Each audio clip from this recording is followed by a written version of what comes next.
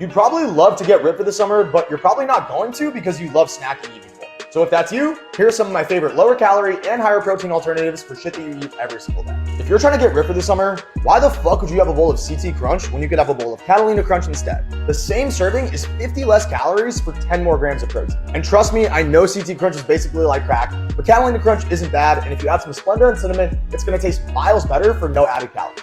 Now this next one's definitely gonna get some people because of how they brand it, but if you wanna get ripped, why the fuck would you have a bowl of Boom Chicka Pop when you could have a bowl of Skinny Pop instead? For the exact same amount of calories, you're gonna get 3 times as much food. So don't fall for the cool name and the bright colors, because this is not gonna help you lose fat better than this. Another extremely common mistake I see is people falling for the branding of Kind Bars over Quest Bars. Why the fuck would you have a Kind Bar for 250 calories and only 12 grams of protein when you could have a Quest Bar instead that not only tastes a lot better, but is 100 less calories and 18 grams of protein? You save 100 calories, get 30% more protein, and it tastes way better. And if you can't fold on the Quest Bars, that's totally fine. You can still have a Barbell Bar instead. This is by far the best tasting protein bar on the planet, and personally my favorite flavor, and it's still 50 less calories than the Kind Bar for 8 more grams of protein. Now this next one's definitely gonna surprise some people, but if you're trying to get a bicep vein down your arm, why the fuck would you have a pack of Lifesavers gummies when you can have some sugar-free popsicles instead? You could literally have 6 of these entire ass popsicles for the same amount of calories, and it's gonna fill you up way more and take you a lot longer to finish.